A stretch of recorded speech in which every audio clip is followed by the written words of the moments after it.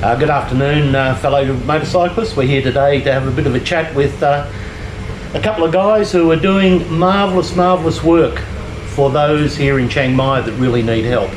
We'll go into it in a little while as to why the help is needed, but first of all I want to introduce on my right hand side here Ian. Ian is the president of the Ulysses Club Thailand, and next to Ian we have Lachie. Hi. Lachie, who is the Secretary Treasurer of the Ulysses Club. The reason why we're here is to let people know the great work that Ulysses Thailand is doing here in Chiang Mai to help those that really need a bit of help. I'm going to be talking to Ian and Lachie about what they're doing to ensure that people are just that little bit better off than they would be if it wasn't for these guys. And I'm very proud to call both of them friends. Ian, would you like to give us a little bit of a rundown of what Ulysses Thailand is doing to help those most in need here in Chiang Mai? Sure, Mick. With the whole COVID situation here, we noticed a lot of people wandering past who were clearly homeless and carrying their bag of clothes with them and so on. We decided we'd do a bit of fundraising and we would feed those people.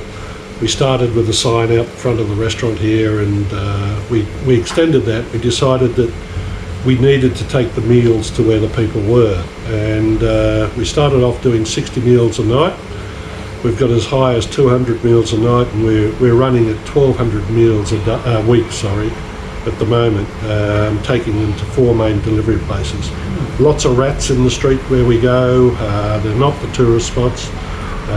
60 of these people are living in a warehouse with the permission of the owner of the warehouse in pretty primitive conditions, and it's tough out there for a lot of the people who are working here in the most menial of the jobs in town that have just evaporated. Would it be true then that the majority of people have been hit very hard by COVID-19? Chiang Mai is probably one of the leading tourism spots in Thailand, and there are no tourists here anymore. Not a one. Tourism is 20% of the economy in Thailand, and much more than that in Chiang Mai, much more. And so jobs just disappeared overnight. One restaurant just down the road sacked 28 staff the day the restaurants were told they had to close. We've kept our staff employed, and we've had them doing improvement programs here and doing the food prep for the needy. I think, Ian, your staff are fairly lucky. You've done everything you can to keep your people here and working. The big problem that I've noticed here in Chiang Mai is that even when people are working, they're probably only getting about $15 Australian a day, and that doesn't give you any opportunity whatsoever to put away money just in case of a COVID-19. Certainly living hand to mouth. And the worst affected that we've found here are the migrant workers, the Burmese people who are here. They basically wait on the street for someone to pick them up or for a labouring job and so on. All those jobs have disappeared, and these are the people that we're trying to get to. There's a lot of kids we're now feeding, and it's heartbreaking at times. Lachie, you've got the unenviable task of managing the money in all of this. Yeah. My calculations roughly is if you're doing about 1,000 meals a month, which is roughly about 100. Sorry, 1,200 a week. 1,200 a week. That's looking like nearly about 1,500 Australian dollars a week just for food. Would that be close? That would be close when you take into account that we're also having to buy the packaging for it, and we give a bottle of water away with each serve as well. So that's another part of the operation that's consuming a fair bit of the cost at the moment. It's the only practical way we can take food to people out in the street like that. So it's not the tidiest way of doing it, but it gets it to the right people. Yeah. On top of that, there's no one has been charging any of their costs. We've got a volunteer group of people who are packaging the meals. We've got volunteers delivering it. There is no administration cost in any of it. There's no cost for the cooking. It's raw material purchase is all we're using donated money for, and the club is banded together to do the prep and delivery. Yep. Right, let's get back to the money side of it, Lachie, because without the money side of it, it's very, very hard to be able to do, well, it's impossible to do what you guys are doing. How are you getting the money? Well, the money is being donated mostly from local expats that live in the area and are aware of what we're doing, and it's filtered out from there through Facebook postings and things, and we've got people coming from Australia and New Zealand that have been sending money or pledging money. So it trickles in the door. You know. We had one 10-year-old girl saw the program we're doing in the UK, and she donated her birthday money. They're the sort of stories that, you know, we're going to hear throughout all of this problem time. But it's just so good when you hear it, you know, a 10-year-old kid, now listen to this, people, a 10-year-old kid gave Ulysses Thailand her birthday money. Perhaps those watching this might want to have a look at their birthday money. Now, Lachie, where will you accept donations from? Or from anyone. From anyone? Cares to donate? Yeah, we have on our Thanks, Mick. Oh, here we go again. Yeah, there you go. Cough up, Mick. Yeah. Yeah. Isn't it funny? Before we decided to do this, I knew that it was going to cost me for the for it. So Thank you. That's That all was right. generous. That'll Yeah. feed a couple of people tonight. Yeah. But So we're drawing the money in through our own club account, just getting people locally to make a deposit direct to there, or cash deposit direct with the here. And if people are contributing from overseas, they can use the PayPal account that we have. Okay, just on that, Lachie, you guys are part of Ulysses, one of the, well, it is the largest social motorcycle club in Australia. Ulysses, I believe, has something like 20,000 members across the globe. To all you Ulyssians out there that are watching this, please have a think about what your club is doing here in Chiang Mai. Please consider having a little bit of a special charity fundraiser within your group, because I can assure you a little bit of money goes a very long way with these people over here. So please, when you're watching this, please give consideration.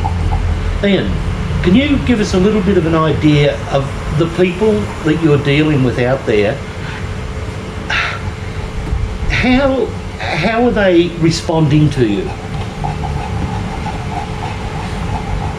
That, for those that don't understand, is the most respectful sign you'll get in Thailand. That is excellent. Lachie, you're out every night as well. That's right. Any stories that you'd like to tell about the reaction? Yeah, well, the same as what Ian has indicated. They're extremely grateful mostly for what was given them, and the children especially. I look at the children and this, it's horrible to see them, like, they're hungry and they're ever so pleased to see us turn up at 6 o'clock every night, you know. And that's pretty much every night, isn't it? Yeah. Haven't missed a night. Tomorrow will be our 60th night. 60th night, people. Work that out. 60 times, what, 150? 175, Yeah. 150, 175, sometimes 200. Yeah, that is a lot of meals. We were short last night. We were short about 50 meals last night. Oh dear. Yeah, the numbers rise and fall. Yeah. We can't really figure what causes them to rise and fall, but so it's a bit of a lottery as to how many we produce each night. Sometimes we're oversupplied, and sometimes we're come home empty. There's everyone's had a meal, but there's a few still waiting at the end of the queue. Lachie, as the man who looks after the money, do you ever like to tell all of our friends out there watching this how they can donate money to Ulysses Thailand to be able to continue this great program of feeding those that need it most? Okay, well, I think the first thing to do, if you're from overseas, contact the club here directly through our email address, which is Ulysses Thailand 8, that's number 8, @gmail.com. just make contact with me and I can show you some ways to make a donation. As I said before, the easiest way if you're overseas is go through our club PayPal account. If you're in Thailand and you want to donate, the best way is to just make a direct donation to a Bangkok bank account. And of course, if you live in Chiang Mai, drop it off here at Ian's place at Riders Corner, where we keep the funding for the daily food purchases. I think there should be a special thank you also to Ian and Riders Corner. Ian is the architect of a lot of this, but the real heroes here at Riders Corner are Ian's staff.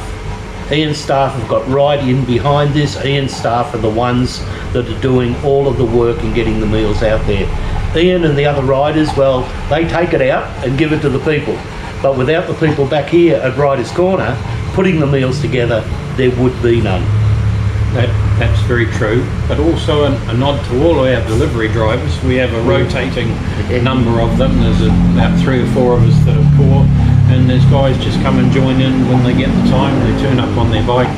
The scooters are getting worn out doing this job, but it's good. It's done very quickly. We load up, and within half an hour to 3/4 of an hour, it's been distributed and it's done. So it's not taking a lot out of people's days.